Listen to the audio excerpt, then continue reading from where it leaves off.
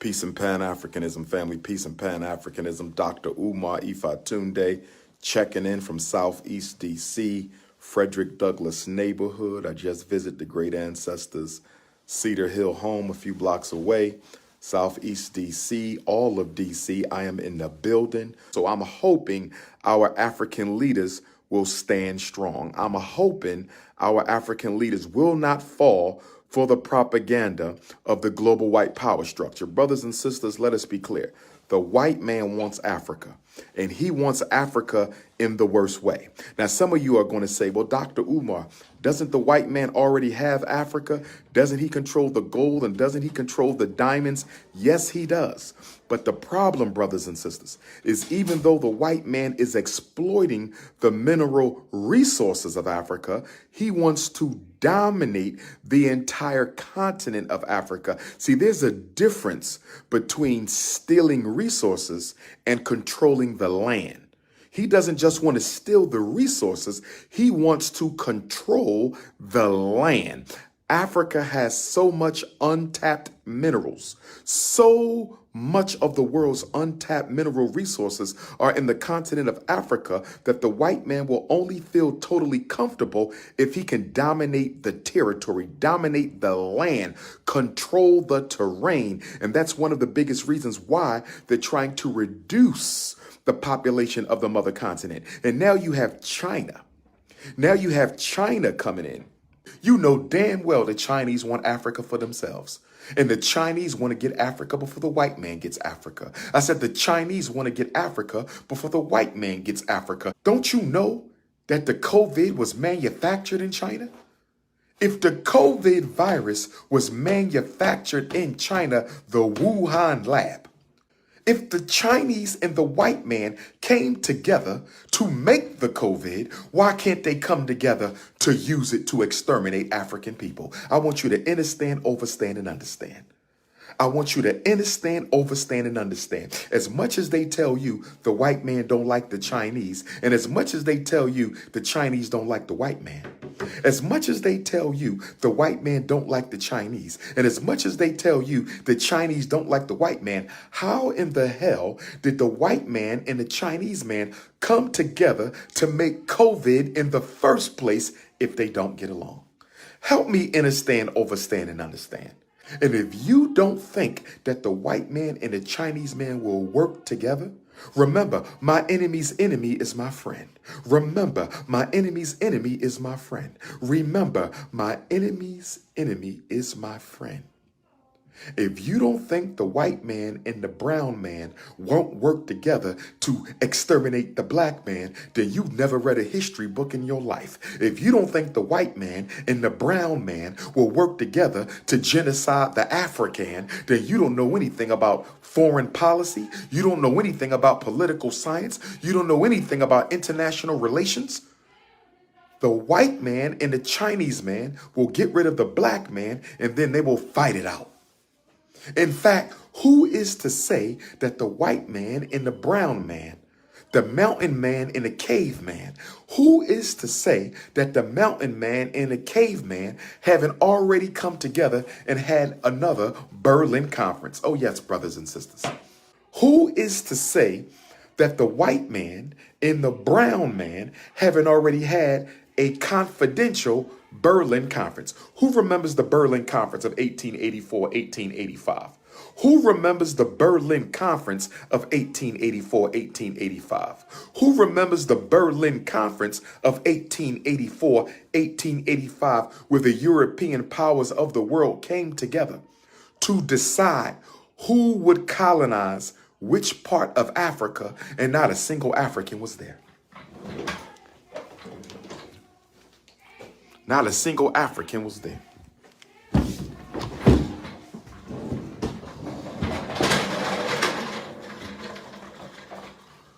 Who remembers the Berlin Conference of 1884, 1885, when the European powers of the world came together to decide who would colonize each part of the mother continent, and not a single African was invited?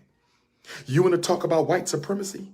You want to talk about colonialism? You want to talk about imperialism? You want to talk about New World Order? You want to talk about scramble for Africa? Them devils came together.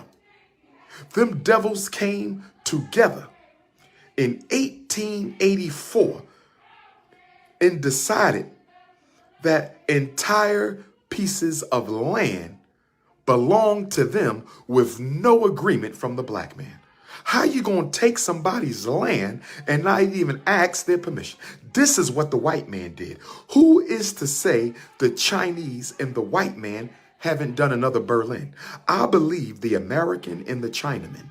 I believe the white man and the brown man. I believe the European and the Asian have come together and they have already apportioned Africa. I think the United States of America and the Empire of China, I think the United States of America and the Empire of China have already divided Africa between the two of them already. I believe that there's a map already in existence. I believe there is a map already in existence that shows which parts of Africa belongs to America and which parts of Africa belongs to the Chinese. I believe they have already had another Berlin Conference. I believe they have already had another Berlin Conference. And I believe the Chinese and the Americans, the Chinese and the Americans, the Chinese and the Americans have already agreed. Once we get the African numbers low enough to manage them, we're going to do what we did 100 years ago and tell these black folks that this is American land now, and tell these black folks that this is Chinese land now. Think about it, brothers and sisters. I do not think it is a far off idea to understand, overstand, and understand. I do not believe it is a far off idea to understand, overstand, and understand that the Chinese government and the American government may have already come to an agreement on the recolonization of Africa. I think the Chinese government and the American government have already came together on an agreement for the recolonization of Africa. China gonna take half, the white man gonna take half. China gonna take half, the white man gonna take half. They're gonna say, listen, China, we don't have to fight. We don't have to go to war. How about we do what we did before? It worked 100 years ago. We think it could work now. Let's just do what we did before. After all, we're cousins. You're from Asia. We're from Asia. We're cousins anyway. So how about we work together and get rid of the African? Get rid of the African. And then once we reduce the African population to low enough numbers, we don't want to get rid of all the blacks because we need them to work for us just like they did 100 years ago in colonization. So we don't want to get rid of all the blacks because we can have white folks catching yellow fever and malaria. So, you know, white men still scared of African diseases.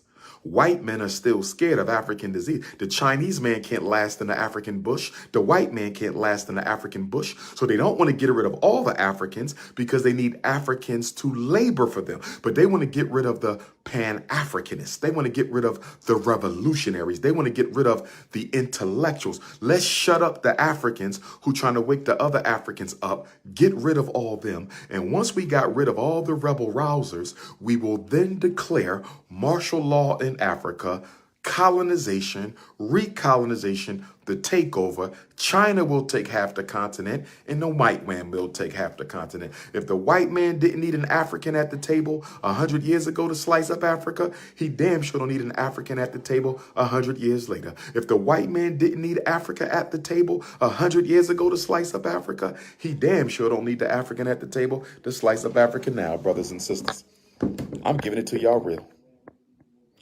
I'm giving it to y'all real. I'm giving it to y'all real, brothers and sisters. We have to stop letting the oppressor outthink us. If you are the leader of an African nation and you ain't ready to die, then you are not a leader. You're a puppet. I'm going to say it again. If you are the leader of an African country, a Caribbean country, a Central or South American, African country, and you're not ready to die, then you're not a leader. You're a puppet. I'm not saying anybody wants to die. Nobody wants to die. But what I'm saying is If you ain't got the courage to risk your life in the service of your people, if you don't have the courage to do what Osajafo, Dr. Kwame Nkrumah did, if you don't have the courage to do what Robert Sobukwe did, if you don't have the courage to do what Amilcar Cabral did, if you don't have the courage to do what Walter Rodney did and Maurice Bishop did, if you don't have the courage to do what Samora Machel did, if you're not willing to risk your life in the service of African people, don't run for office. We have had an entire century of puppet leadership in Black America, puppet leadership in the Black Caribbean, puppet leadership in Black Africa, puppet leadership in Black Australia, puppet leadership in Black Canada, puppet leadership in Black Europe. If you are not willing to go to jail, if you're not willing to lose your job, if you're not willing to go broke, if you're not willing to lose your life, get out the struggle.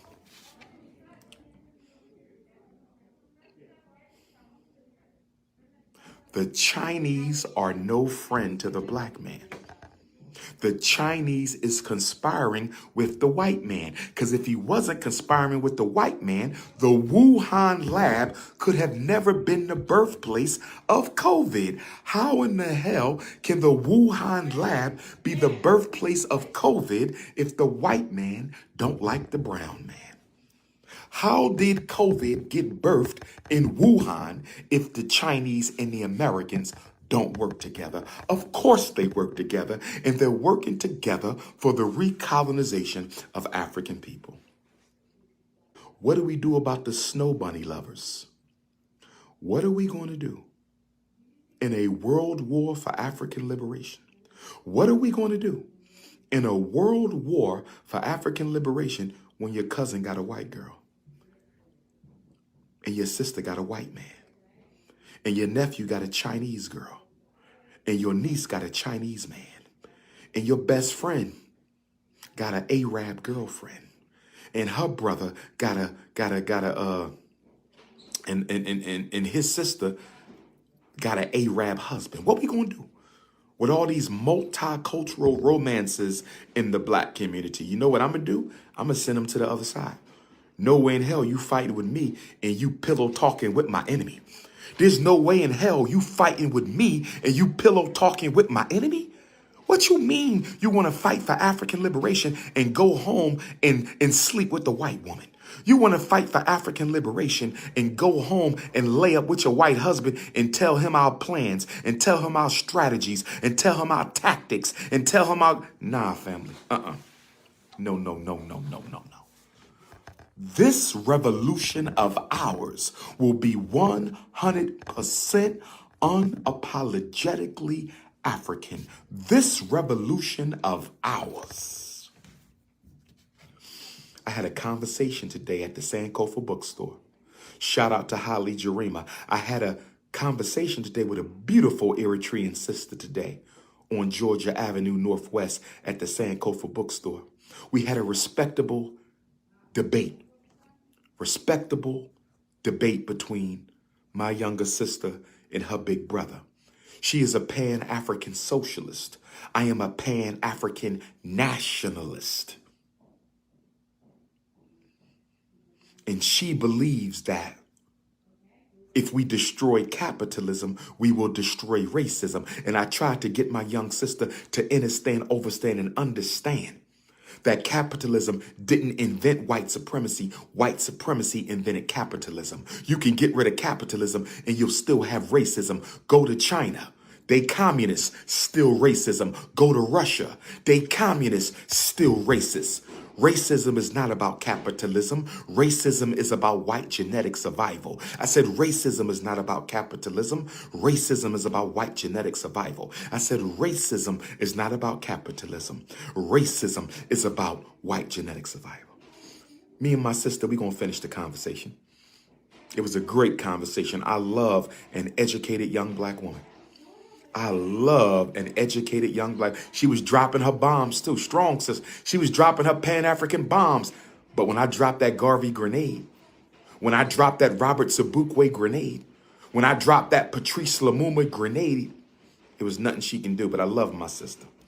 So I am here tonight. I gotta go and get ready to drop the Washington, D.C. bomb. I'm around the corner from the house of my ancestor, 4 times great-grand cousin, 4 times great-grand cousin, 4 times great-grand cousin, the Honorable Frederick Douglass. The most honorable kinsman of mine, Frederick Douglass, who was raised by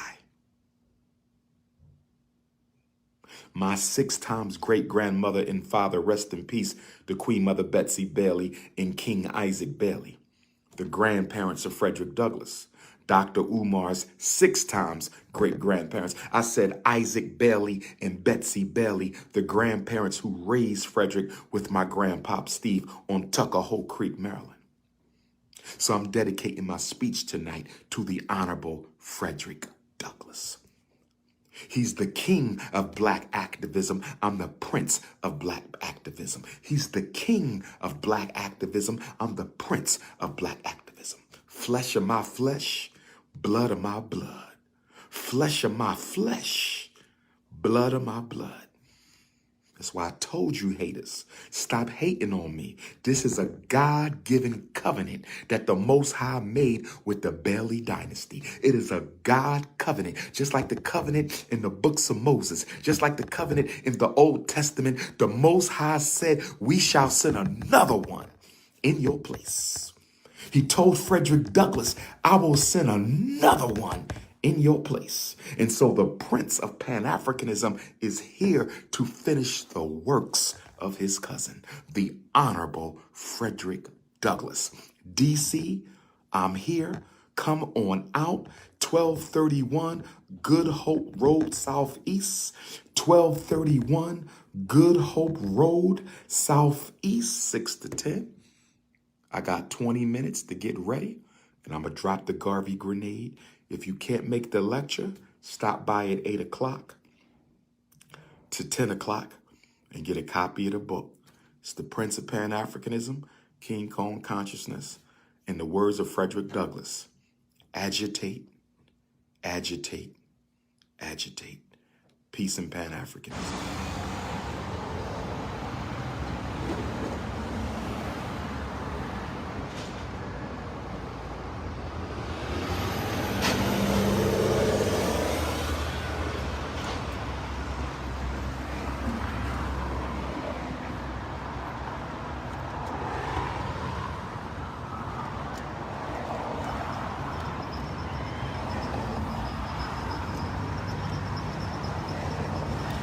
Peace and Pan-Africanism, peace and Pan-Africanism, peace and Pan-Africanism, peace and Pan-Africanism. This is the Prince of Pan-Africanism, King Kong Consciousness, Intercontinental Ifatunde, the notorious RBG.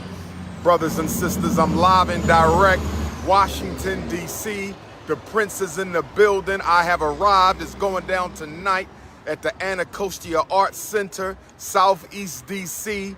Doors are open right now, family. Go and support the black businesses at the Anacostia Arts Center. They got bookstore, they got vegan restaurant, they got all kind of stuff inside the Anacostia Arts Center. And this is the King Kong Consciousness, DC. First lecture visit in 2 years. It's been 2 long years, and I got a lot to talk about. So make sure you're in the building tonight.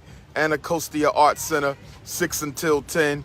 Doors is open right now, family. Come on through. Releasing a new book, Black Parent Advocate, The Art of War for Dealing with America's Public and Charter School. How y'all doing, ladies? You want a photo? No problem. We can do it. Thank you. Hold on. I got to get one on mine. Okay. Where we at? Where we at? Where we at? Right there. Right there. Appreciate it. Can I take a picture with you? Sure you can. Sure you can, gorgeous. Thank you. Oh One more. One more. Oops. Wrong phone. Gotcha. Can I get one as Sure well? you can. Sure you can. Sure you can. I'm speaking tonight at the Anacostia Arts Center in Southeast DC. 6 to 10, it's free. No tickets. You just come. Where's that? Thank you. Appreciate it, ladies. Sure. She an Afro-American too. Keep going. And I don't want to see y'all with no white boys. I'm not playing. No snow bunny. All right. All right. All right. All right, ladies. Y'all be blessed. Y'all be blessed. It's King Kong, D.C. I'm in the building. Frederick, Douglass City. I'm in the building. Pull-up team. Free event. Black Parent African book release. D.C. I'm back, baby. The capital of black consciousness and the capital of the country. What's up? I got to grab something to eat. Yeah, bro. All right. Sankofa Bookstore.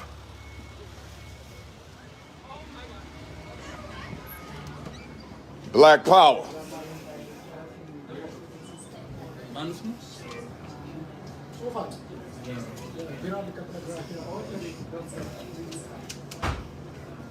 What I want, what I want.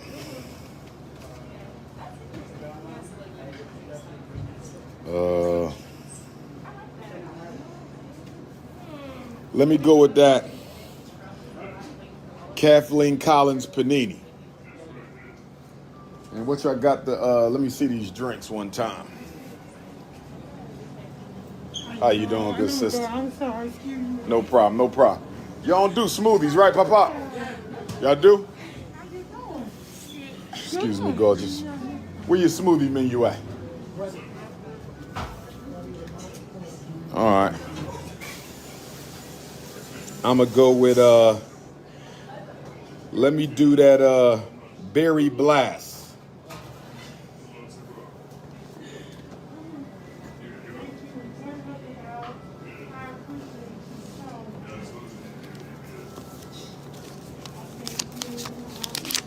Yeah, stay here or to go?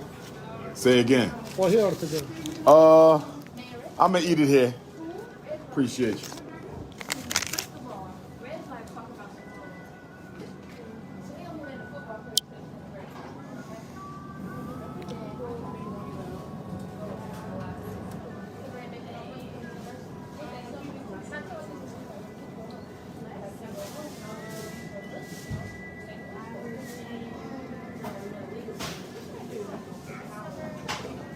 The idea of the ANC.